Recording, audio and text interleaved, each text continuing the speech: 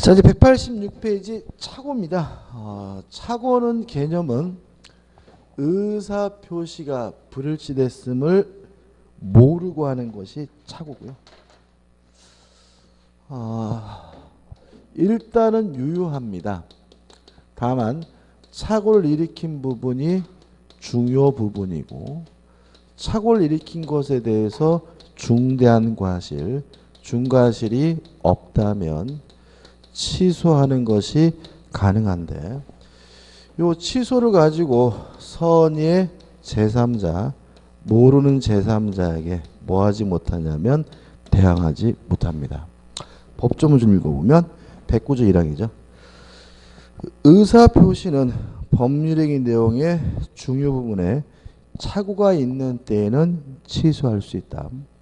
그러나 그 착오가 표의자의 중대한 과실로 인한 때에는 취소하지 못한다. 그럼 결국은 중요 부분이고 중대한 과실이 없어야 취소할 수 있다는 얘기고요. 2항은 전항의 의사표 취소는 선의의 제3자에게 대항하지 못한다. 이렇게 나와있죠. 일단 이 착오가 이것도 시험에 반드시 내는 부분인데요. 좀 까다롭습니다. 까다롭게 느껴지기 때문에 필요한 거를 확실하게 정리한다는 마음으로 좀 접근하면 좋겠고요. 일단 첫 번째 개념에서는 우리가 전제를 깔고 가는 것은 뭐냐면 규범적 해석이죠. 아까 말씀드린 것처럼 규범적 해석을 해야지만 착오 문제가 발생한다. 자연적 해석을 하는 경우에는 어떠한 경우에도 착오 문제가 발생하지 않는다. 꼭 기억해 두셔야 되고요. 그래서 지문으로는 뭐가 많이 나오냐면 상대방이 알았거나 알 수 있었다는 이유로 자연적 해석을 해야 되는 사례를 들면서 착오를 이유로 취소할 수 있다. 그러면 뭐죠? X다. 왜냐하면 착오는 반드시 무슨 해석을 전제로 해요? 규범적 해석을 전제로 합니다. 그 다음에 두 번째 문제는 동계착오입니다. 동계착오는 원칙적으로 취소할 수 없지만 그 동기가 상대방에게 표시가 되거나 또는 유발된 경우에만 착오를 이유로 취소가 가능하다. 꼭 기억해 두셔야 되고요. 그 다음에 중요 부분에 대해서 정리를 해보면 일단 첫째, 표의자 입장에서 주관적으로 중요할 뿐만 아니라 플러스 일반 입장에서 객관적으로도 중요해야 중요 부분이다. 꼭 깔고 가야 되고요.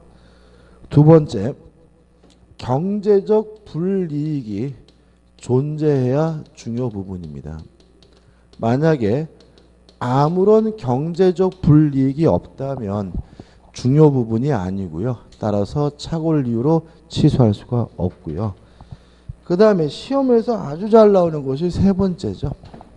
세 번째, 시가, 가격입니다.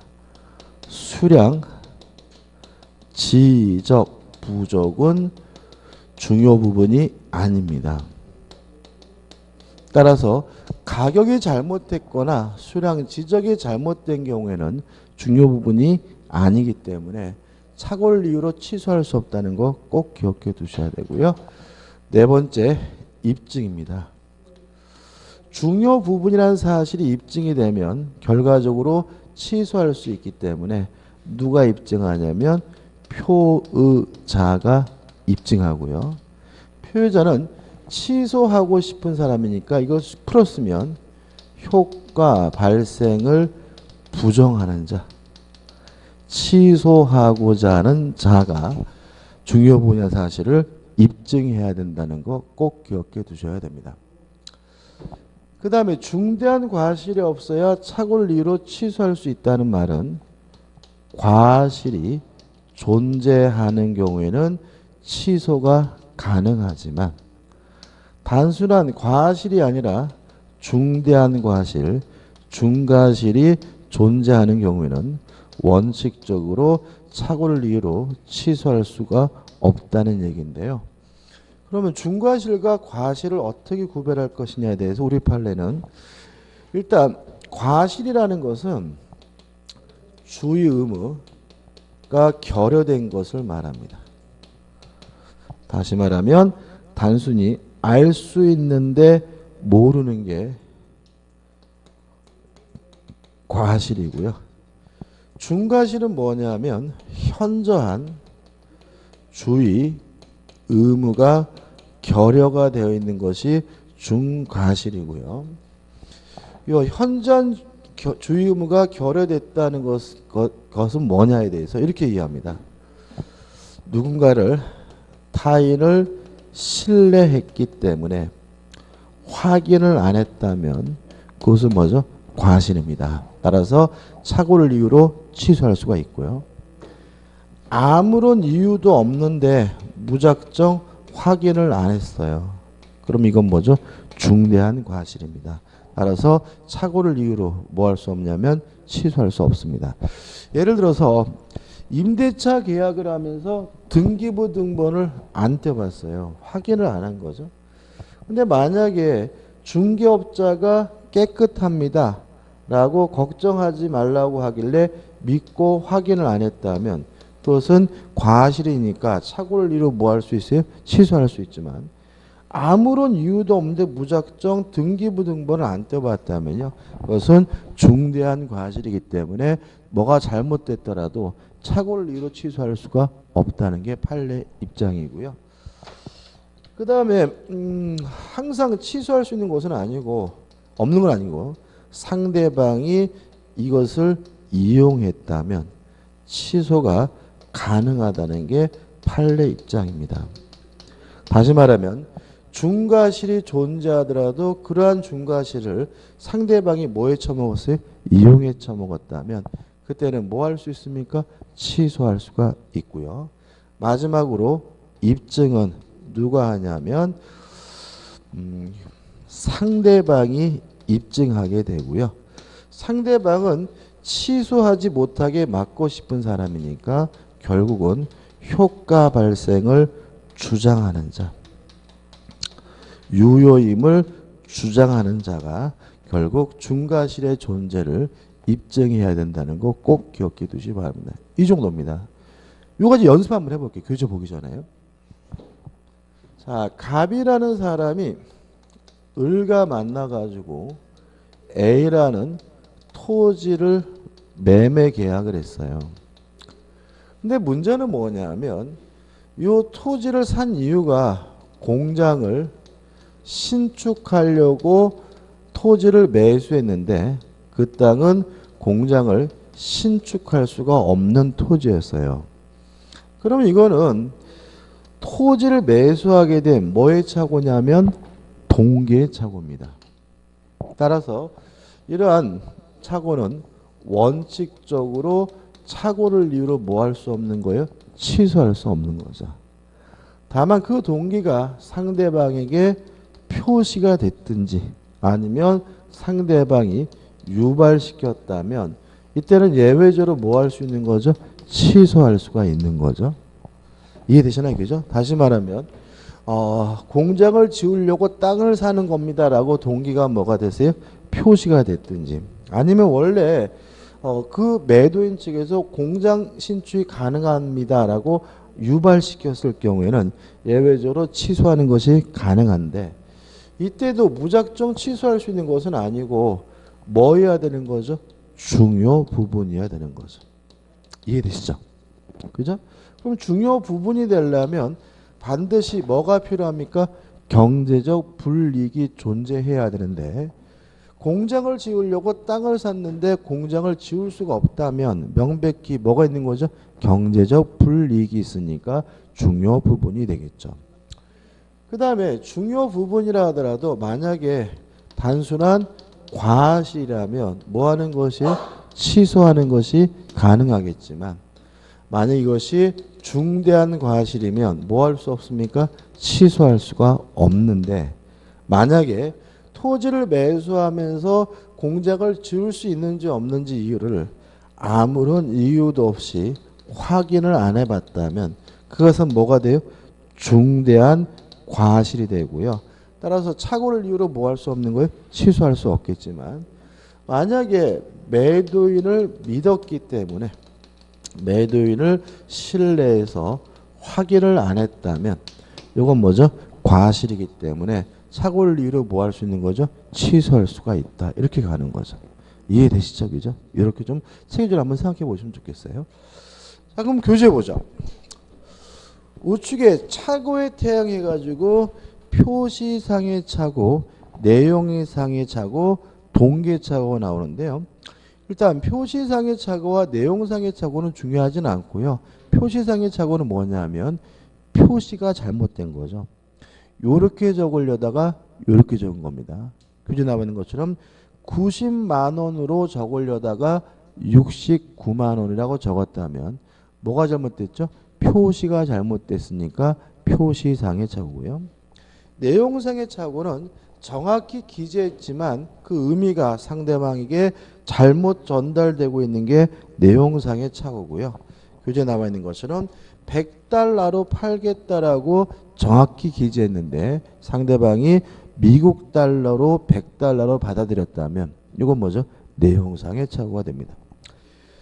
3번 동계착오는 법률행위를 하게 된 동계착오 동기가 잘못된 경우를 의미하는데 다수설은 의미가 없고요. 넘겨보시면 판례가 의미가 있는 거죠. 판례는 동계착오는 언제요? 표시가 되든지 아니면 유발된 경우에만 착오를 이유로 뭐 할 수 있습니까? 취소할 수 있다는 얘기입니다. 그래서 앞부분에서는 결국은 표시가 됐다는 얘기고요. 뒷부분은 뭐죠? 유발됐다는 얘기죠. 판례도 같은 취지고요. 그 다음에 하단에 3번 취소 요건에서 우측에 1번 중요 부분이어야 하는데 우리 교재 밑에 보시면 박스에 가지고 사람 물건 쭉 나오잖아요. 근데 일단 가장 중요한 것은 주관적으로도 중요해야 되고 객관적으로 중요해야 되는 말이 나와 있고 또 경제적 불이익이 존재해야 뭐죠? 중요 부분이란 말이 나와 있고요. 그래서 교재에 나와 있는 사람, 물건 넘겨보시면 성질 뭐 이런 것들은 결국은 다 뭐냐면 경제적 불이익이 있느냐 없느냐의 문제입니다. 이거를 한번 박스로 한번 정리해 드리는데 이거는 그냥 교재 여러분들이 교재를 보기 위해서 편하게 보시라는 의미에서 정리해 드린 것이지 외우란 얘기는 아니니까 한번 연습을 해 볼게요. 기억할 건 뭐죠? 요게 전부입니다. 일단 우리 판례가 적을 필요 없는 거죠. 중요 부분이기 때문에 착오를 이유로 취소할 수 있다. 중요 부분이 아니기 때문에 착오를 이유로 취소할 수 없다 해가지고 처음에 뭐가 나오냐면 사람이죠. 이게 무슨 말이냐면 사람이 뒤바뀐 것이 중요하냐 중요하지 않느냐 문제인데 첫째 매매나 교환과 같은 일반적 거래에서는 사람이 뒤바뀐 게 중요한 게 아니에요. 예를 들어 가지고 갑돌이 땅인 줄 알고 샀거든요. 나중에 보니까 뭐죠? 갑순이 땅이에요. 그러면 누구 땅이든지 간에 뭐 받으면 그만이죠? 이전 등기 받으면 그만이니까 그거는 뭐가 아니에요? 중요 부분이 아닌데 여기서 이해할 때 이렇게 이해하면 안 돼요. 갑돌이 땅인 줄 알았는데 갑순이 땅이면은 못 넘겨 받겠구나. 등기를 못 하겠구나. 이렇게 이해하면 안 돼요. 왜냐하면 만약에 갑돌이 땅인 줄 알았는데 갑순이 땅이어서 등기를 못 받는 거는 착오 문제가 아니라 채무 불이행 문제입니다. 무슨 아시겠죠? 다시 말하면 착오는 무엇을 전제로 하냐면 이행이 됐다는 걸 전제로 해요. 그래서 만약에 이행이 안 되면 그것은 착오 문제가 아니라 무슨 문제로 가요? 채무 불이행 문제로 가는 거기 때문에 항상 뭐예요? 이행이 됐다는 거죠. 그러면 갑돌이 땅이든 갑순이 땅이든 뭐만 되면 그만이에요? 이행이 되면 그만이니까 이거는 뭐가 아니에요? 중요 부분이 아닌 거죠.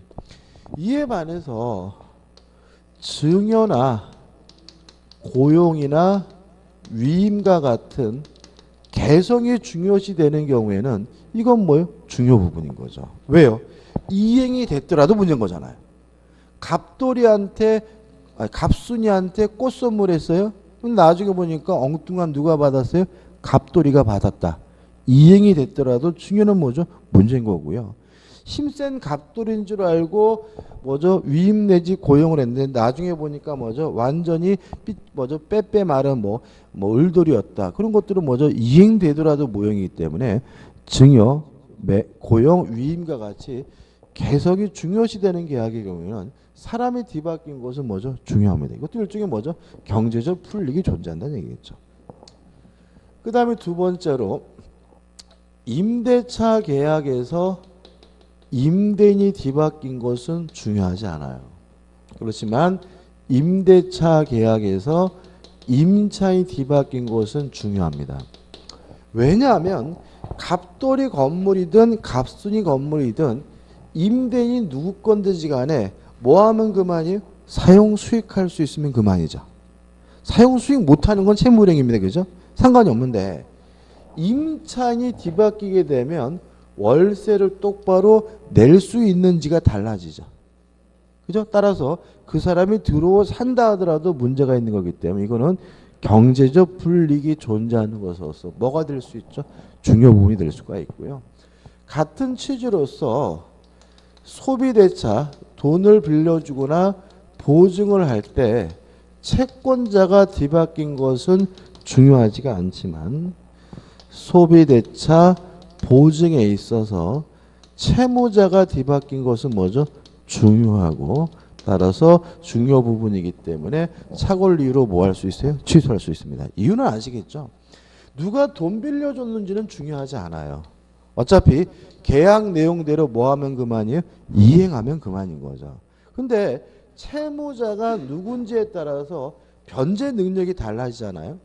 예를 들어가지고 이건희 회장이 돈 빌린 줄 알고 빌려줬는데 나중에 보니까 완전 개그지인 안영천이 빌렸대더라. 이런 것들은 뭐죠? 경제적 불이익이 있는 것으로 봐서 중요 부분이 되는 거죠. 그 다음에 물건에 관해서는 물건이 뒤바뀐 것은 중요 부분인데 토지입니다. 이 부분입니다. 물건의 현황이나 경계에 관한 착오는 중요 부분으로 평가되지만 시가, 가격, 수량, 지적, 부적은 중요 부분이 아니라는 것이 우리 판례 입장이고 요 수량, 시가가 중요 부분이 아니라는 것은 아주 시험에 잘 내기 때문에 제가 여기다가 노란색으로 적은 겁니다. 그렇죠? 이런 얘기했죠. 땅이 있어요. 땅을 샀는데 왜 샀냐면 경작을 하려고 샀거든요. 근데 자갈밭이어서 도저히 경작을 할 수가 없는 땅이었다면 이걸 우리가 토지 현황에 관한 착오고 명백히 뭐가 있는 거죠? 경제적 불이익이 있으니까 뭐가 되는 거죠? 중요 부분이 되는 거죠. 또 경계는 여기가 경계라고 해서 땅을 샀거든요. 근데 나중에 보니까 여기가 경계가 아니라 여기가 경계더라. 그럼 이것도 경제적 불이익이 있는 것으로 봐서 뭐가 되는 거죠? 중요 부분의 착오가 되는 거죠. 근데 이런 문제가 아니라 단순히 땅이 1억이라 그래서 땅을 샀는데 나중에 보니까 8천만 원이더라. 시가, 가격에 관한 착오는 거래의 안전보호 때문에 중요 부분이 아니고요. 따라서 가격이 잘못됐다는 이유만으로는 착오를 이유로 뭐 할 수 없는 거예요? 취소할 수가 없는 거고요. 또 아니면 100평이라 그래서 땅을 샀는데 나중에 90평밖에 안 되더라. 이게 뭐죠? 수량, 지적, 부족이고 이것도 거래의 안전보호 때문에 중요 부분이 아니고요. 착오를 이유로 취소할 수가 없다는 게 우리 판례의 입장입니다. 그 다음 마지막으로 법률행위 성질입니다. 법률행위 성질에 관한 착오가 중요 부분이냐. 예를 들어서 사용대차인 줄 알았는데 임대차라면 요거는 중요 부분이고요. 일반 보증인 줄 알았는데 나중에 보니까 연대 보증이라면 요거는 중요 부분입니다. 왜냐하면 뭐가 있기 때문에 경제적 불이익이 있죠. 사용대차인 줄 알았는데 임대차라는 말은 공짜인 줄 알았는데 사용료를 내라는 얘기잖아요. 경제적 불이익이 있으니까 뭐예요? 중요 부분이고 일반 보증인 줄 알았는데 연대 보증으로 일하는 것도 이것도 경제적 불이익이 있으니까 뭐예요? 중요 부분인 거죠. 근데 거꾸로는 중요 부분이 아니겠죠. 임대차인 줄 알았는데 사용대차더라. 돈 내야 되는 줄 알았는데 뭐죠? 꽁꼬더라. 그럼 뭐예요? 아무런 경제적 불이익이 없으니까 뭐죠? 중요 부분이 아니고요. 또는 연대 보증인 줄 알았는데 일반 보증이더라. 요것도 어떻게 해요? 요것도 아무런 경제적 불이익이 없기 때문에 뭐죠? 중요 부분은 아닙니다. 이 흐름을 좀 보시기 바라고요. 가장 중요한 것은 뭐죠? 두 가지입니다. 경제적 불이익이 있어야 중요 부분이고 시가, 수량 지적 부정 뭐가 있죠? 중요 부분이 아니라는 점이죠. 그 다음에 입증은 누가 합니까? 표자가 입증을 하는데 표자는 누구냐면 취소하고 싶은 사람이니까 표로 쓰면 효과 발생을 부정하는 자가 표자가 되고 효과 발생을 부정하는 자가 중요 부분임을 뭘 해야 돼요? 입증을 해야 됩니다. 그 다음에 중대한 과실이 없어야 될 것인데 역으로 말하면 과실이 존재하더라도 뭐 할 수 있어요? 취소할 수 있지만 단순한 중대한 과실이 아니라 뭐가 있죠? 단순한 과실이 아니라 중대한 과실이면 착오를 이루 뭐 할 수 없습니까? 취소할 수 없다. 그럼 개념이 뭐냐? 단순히 알 수 있는데 모르는 게 뭐죠? 과실이고 구별은 어떻게 하느냐? 누군가를 믿었기 때문에 확인 안 한 건 뭐예요? 과실입니다.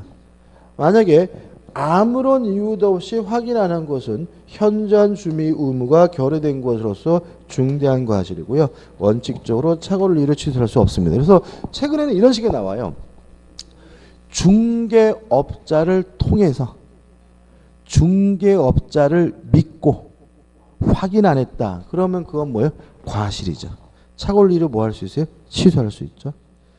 중개업자를 통하지 않고 스스로 매매 계약하면서 확인 안 했다. 그럼 뭐예요? 과실이기 때문에 착오를 이유로 중과실이기 때문에 착오를 이유로 뭐 할 수 없어요? 취소할 수 없다. 이렇게 나오고요.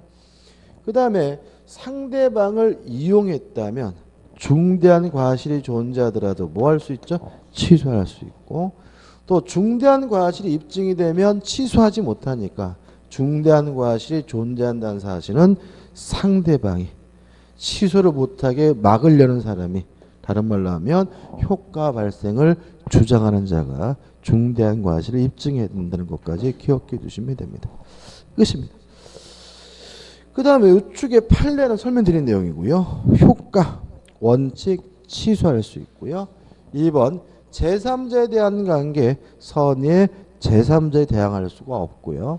3번 부의자, 표의자의 배상 책임 문제가 나오는데 이 착오는 위법행위 자체는 아니죠. 따라서 위법한 것은 아니기 때문에 착오를 이유로 취소당하더라도 불법행위 등을 이유로 손해배상을 청구할 수 없다는 거 꼭 기억해 두셔야 되고요. 넘겨보시면 적용범위. 이것도 가족법상 행위나 공법상 행위에 대해서는 적용되지 않는다. 꼭 기억해 두시고 그 다음에 6번 착오와 관련 문제에서 1. 대리인이 본인의 의사와 다른 의사 표시를 하는 경우 착오가 아니다. 자, 우리가 다음 주에 이제 대리를 또 들어갈 텐데 대리에서 가장 중요한 게 뭐였죠? 타인을 위하여 의사를 결정해 주는 사람이 누구죠? 대리인입니다. 따라서 의사를 표시하는 것도 누가 하는 거죠? 대리인이 하는 거니까 의사 표시가 합치됐는지 안 됐는지는 누구만 가지고 따져? 대리인만 가지고 따집니다. 누구 거는 고려하지 않아요? 본인 거는 고려하지 않습니다. 따라서 본인의 의사와 다른 의사를 대리인이 표시했더라도 요거는 뭐가 아닙니까?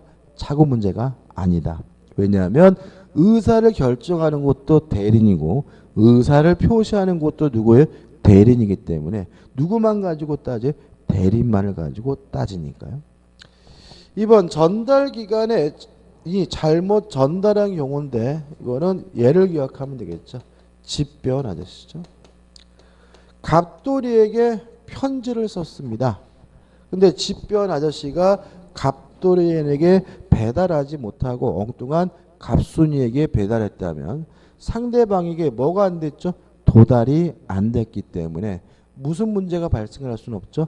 착오 문제가 발생할 수는 없다.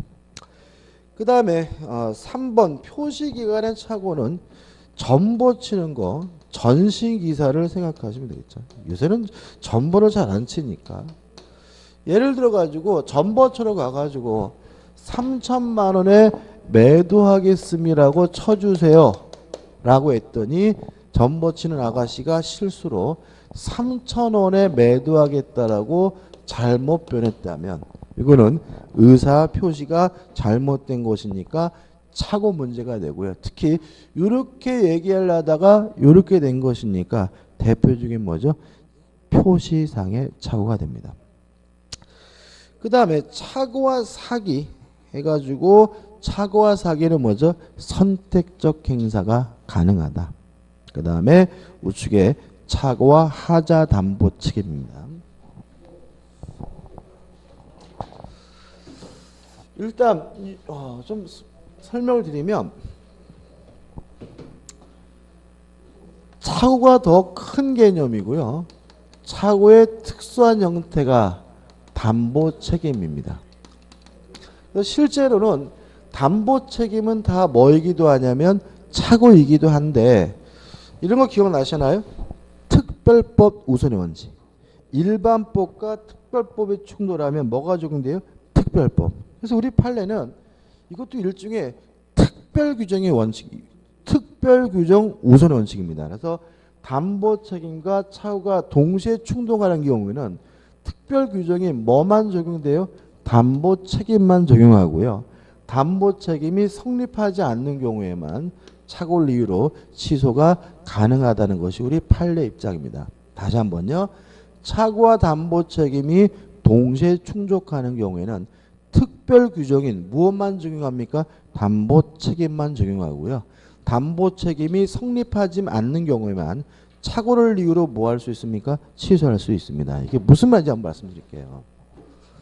일단 물건에 하자가 있으면 매도인이 매수인에게 책임을 져야 되는데요. 이걸 뭐라 그러냐면 물건에 대한 하자 담보 책임이라고 하고요. 구체적인 내용은 나중에 배우긴 하지만 또 솔직히 중요하지는 않고요. 요건은 뭐냐면 매수인은 반드시 선의이고 무과실이어야 합니다. 이런 거예요. 한번 생각해 보죠. 갑이라는 사람이 소유하고 있는 자전거를 을에게 팔았어요. 팔고 갑이 을로부터 인도를 받았는데 나중에 보니까 브레이크가 제대로 안 되는 고장난 자전거였어요. 그러면 물건에 뭐가 있는 거죠? 하자가 있는 거죠. 근데 만약에 을이 선이고 무과실이라면 을은 갑에게 뭘 물을 수 있어요? 하자 담보 책임을 뭐 할 수 있어요? 물을 수가 있는 거죠. 이해되시죠? 그죠? 근데 이게 또 뭐이기도 하냐면 착오이기도 해요. 왜냐면 생각해보면 을은 완전한 자전거를 사고 싶었던 거죠. 근데 실제로 구입한 것은 뭐죠? 고장난 자전거를 구입하게 됐으니까 의사표시가 뭐예요? 불일치됐고요. 알았으면 안 샀겠죠. 따라서 어떻게 해요? 모르고 산 거니까 이게 뭐예요? 착오인 거잖아요. 착오는 뭐죠? 의사표시 불일치됐음을 모르고 사는 거잖아요. 그럼 얘는 착오이기도 하고 뭐이기도 해요? 하자 담보 책임이기도 한데 이때는 뭐만 물을 수 있어요? 담보 책임만 물을 수 있고 착오를 이유로 뭐 할 수 없어요? 취소할 수 없다는 얘기죠. 이해되시죠? 그죠? 근데 만약에 을이 무과실이 아니라 과실이에요. 과실이 있으면 을은 갑에게 뭘 물을 수 없습니까? 하자 담보 책임 물을 수가 없습니다. 왜냐하면 매수인은 선이고 뭐 해야 돼요? 무과실해야 돼요. 그럼 이때 을은 어떠느냐? 착오를 이유로 뭐예요? 취소를 하게 됩니다. 왜냐면 착오는 과실이 존재하더라도 뭐 할 수 있어요? 취소할 수가 있으니까요. 이해되시죠? 다시 말하면 을이 무과실이면 뭘 물을 수 있어요? 담보 책임을 과실 있으면 뭘요? 착오를 이유로 취소할 수 있는 거죠. 근데 만약에 단순한 과실이 아니라 뭐가 돼버리면요, 중과실이 돼버리면 이때는 뭐 하지 못해요? 취소하지 못하는 거예요. 이게 3단계입니다. 그래서 매수인이 무과실이면 담보 책임을 묻게 되고, 매수인이 뭐가 있으면요, 과실이 있으면 착오를 이유로 뭐 하게 돼요? 취소하게 되고, 만약에 단순한 과실이 아니라 뭐요? 중대한 과실이면 착오를 이유로 뭐 하지 못해요? 취소하지 못하고, 이런 단계 문제이기 때문에 담보 책임이 성립하는 경우에는 착오를 이유로 뭐 하지 못해요? 취소하지 못하고, 담보 책임이 성립하지 않는 경우에만 착오를 이유로 뭐 할 수 있어요? 취소할 수가 있다. 이런 논리가 나오게 되는 거죠. 그 다음에 우측에 또 뭐가 나오죠? 착오 해지가 나옵니다. 참고로 왜 이 착오가 시험 문제 잘 나올까요? 이런 겁니다. 그러니까 우리가 보통 이제 뭐 부동산 같은 거를 구입하셨는데 잘못 샀다고 느껴지시면 계약금 날렸다라고 생각하시거든요. 그죠? 아파트를 샀어요? 계약금 어떻게 해요? 3천만 원 줬습니다. 근데 며칠 지나 보니까 아이고 완전히 잘못 산 거예요. 그래서 이거 안 되겠다 해가지고 하면서 뭐랍니까? 계약금을 포기하거든요. 근데 꼭 계약금을 포기할 필요는 없다라는 거예요. 만약에 잘못 샀다는 것이 지금 배우고 있는 중요 부분이고 중대한 과실이 없다면 그때는 굳이 계약금을 뭐 할 필요 없어요? 포기할 필요가 없고, 착오를 이유로 뭐 한 다음에요? 취소한 다음에 계약금을 돌려달라고 뭐 할 수 있어요? 요구할 수 있다는 얘기거든요. 이 부분은 착오는 결국은 계약금을 날리느냐, 계약금을 날리지 않고 어떻게 돌려받느냐, 요 문제인 거예요. 이해되시죠? 그죠? 근데 이거를요, 일반인들이 몰라요. 그러니까 착오를 잘 모르시고, 또 우리 수험생분들도 열심히 공부하고 있지만 공부는 공부, 현실은 현실해 가지고 이거를 생각도 안 하고 그냥 무조건 뭐예요? 계약금을 포기하거나 그런 경우가 많거든요. 그랬다 하더라도 나중에라도 착오를 이유로 뭐 할 수 있어요? 취소할 수 있다. 이 판례예요. 다시 말하면 계약금을 포기했다는 등으로 해제가 됐거나 아니면 채무 불이행을 이유로 뭐가 됐어요? 해제가 됐더라도 이 정신 차렸다면 이러한 요건을 가지고 있다는 사실을 뭐예요? 입증함으로써 착오를 이유로 뭐 할 수 있어요? 취소할 수 있고, 그러면 계약금 뭐 할 수 있어요? 돌려받을 수 있다. 이런 얘기입니다. 다시 말하면 해제된 후에도 착오를 이유로 뭐 할 수 있습니까? 취소할 수가 있습니다. 판례 한번 읽어볼게요. 매도인이 매수인의 중도금 지급 채무 불이행을 이유로 매매계약을 적법하게 해제한 후라도 매수인으로서는 상대방이 한 계약 해제 효과로서 발생하는 손해배상 책임을 지거나 매매 계약에 따른 계약금의 반환을 받을 수 없는 불이익을 면하기 위하여 착오를 이유로 한 취소권 행사하여 매매 계약 전체를 무효로 돌리게 할 수 있다. 이해되시죠? 꼭 기억해 두시고 나중에 여러분들이 부동산 거래하실 때 잘못 샀다라고 생각되시면 무조건 계약금 포기하려고 하지 마시고요. 착오를 이유로 취소할 수 있는지 없는지에 대해서 골똘히 생각해 보셔야 됩니다. 네. 예? 예. 취소는 승낙을 받지 않고 일방적으로 하는 거죠. 물론 이게 재판을 가야 돼요. 그죠? 그렇지만 꼭 계약금을 반드시 뭐 하는 건 아니에요? 포기하는 건 아니라는 취지입니다. 그 다음에 4번 착오와 법률행위 해석 수문화 불합이 무효는 결국 이거죠. 아까 했던 것처럼 자연적 해석의 경우에는 착오를 이유로 뭐 할 수 없어요? 취소하는 일이 발생하지 않고 무슨 해석을 해야지만요? 규범적 해석을 해야지만 착오 문제가 발생한다. 이런 문제고요. 그 다음 이제 마지막으로 진론 다 나갔고요. 좌측의 왼쪽에 위에서부터 세 번째 줄 보시면 이런 말이 나옵니다. 왼쪽에 위에서 세 번째 보시면 화해의 경우에는 성질상 착오를 이유로 왼쪽입니다. 192페이지. 192페이지 왼쪽에 다시 돌아가서 위에서부터 세 번째 줄 중간에 화해의 경우에는 성질상 착오를 이유로 취소할 수 없다. 그러나 화해 당사자 자기가 관한 차고 화해 목적인 분쟁 이해 사에 관한 착오가 있는 때는 예외적으로 뭐 할 수 있죠? 취소할 수 있다. 이렇게 나와 있죠. 그죠? 좀 설명을 드리면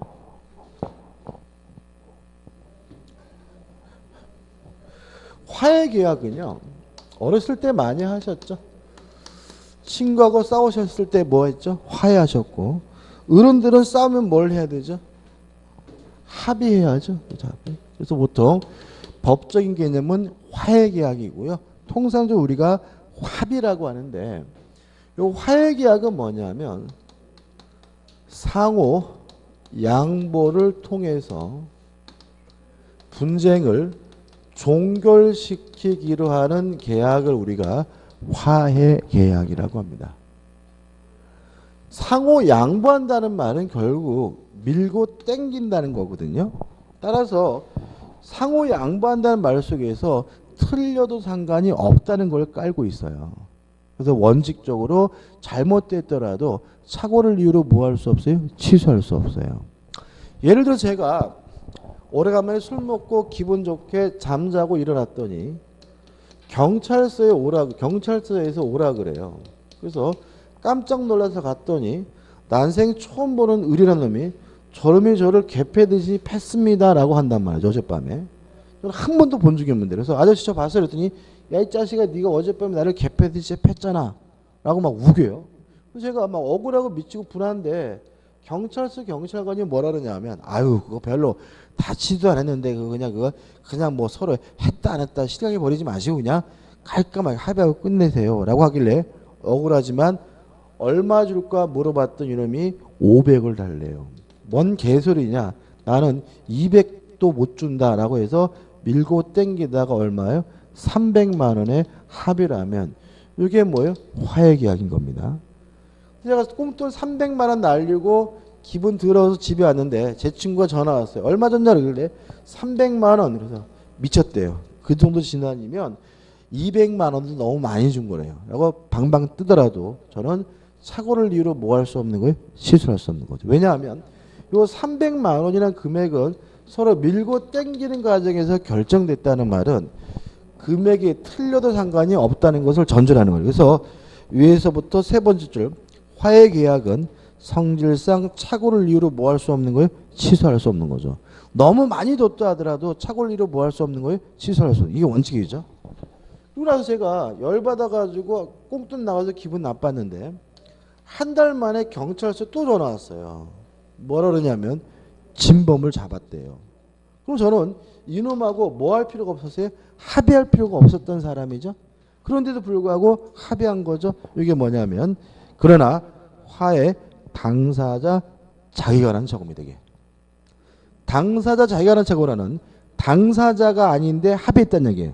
다시 말하면 합의할 필요가 없는 사람이 합의했다면 이때는 예외적으로 착오를 이유로 뭐 할 수 있어요? 취소할 수가 있다 이런 얘기고요. 그 다음에 화해 목적인 분쟁 이해사항은 옆에다 찍혀가지고 후유증 이렇게 적어놓으면 쉬워요. 후유증. 이게 무슨 말이냐면 보험회사하고 교통사고가 나가지고 보험회사하고 합의하는 것도 화해 계약입니다.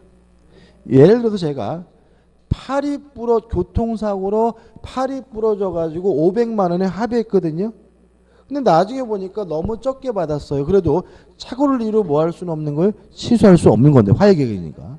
근데 나중에 보니까 허리가 부러졌다는 사실이 밝혀졌어요. 그러면 저하고 보험회사하고 분쟁이었던 거는 뭐가 팔 부러진 게 분쟁이었잖아요. 근데 지금 문제가 되고 있는 것은 허리가 부러진 것이라면 이게 뭐예요? 화해 목적인 분쟁 이해의 상해 착오입니다. 이때는 착오를 이유로 뭐 할 수 있어요? 취소할 수 있고 허리 부러진 것에 대해 치료를 받을 수 있고 추가적으로 무엇도요? 합의금도 받을 수가 있다. 이런 취지가 되는 거죠. 그래서 화해 계약은 원칙적으로 착오를 이유로 뭐 할 수 없어요? 취소할 수 없다. 다만 합의할 필요가 없는 사람이 합의한 경우 당사자 자기가 관한 착오 또 분쟁이 아닌 다른 사유에 대해서 착오가 있는 경우에는 화해계약이라 하더라도 예외적으로 착오를 이유로 뭐 할 수 있습니까? 취소할 수 있다는 것까지 기억해 두시기 바랍니다. 잘 내지는 않습니다. 책에는. 자, 한 장을 넘겨보신 이제 뭐가 나오냐면 기본 확인 문제가 나옵니다. 착오로 인한 의사표시가 관한 설명으로 옳은 것은 1번 법률행위의 일부에 착오가 있는 경우 원칙적으로 그 일부만을 취소할 수 있다. X입니다. 일부가 무효면 전부가 무효인 것이 원칙이므로 일부를 취소하면 전부가 싹 무효가 되는 게 원칙입니다. 2번 법률행위 내용에 관한 표의자의 착오와 가실은 표의자의 상대방이 입증해야 한다. X죠. 중과실은 상대방이 입증하는 게 맞죠. 그렇지만 중요 부분이라는 사실은 누가 입증합니까? 표의자가 입증하고요. 또 착오라는 사실도 누가 입증해야 되냐면 표의자가 입증해야 되므로 요 2번은 뭐죠? X가 되고요.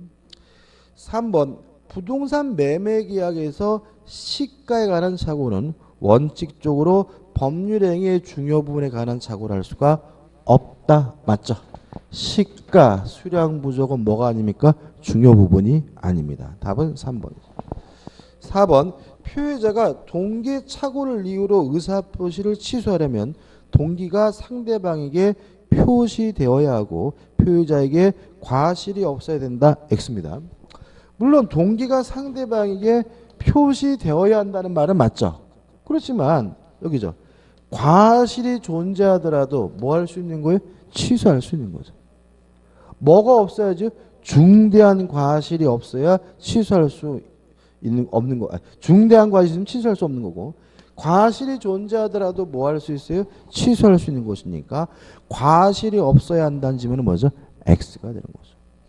5번 상대방이 표의자의 착오를 알고 이를 이용한 경우라도 착오가 표의자의 중대한 과실로 일한 것이라면 표의자는 그 의사표시를 취소할 수 없다.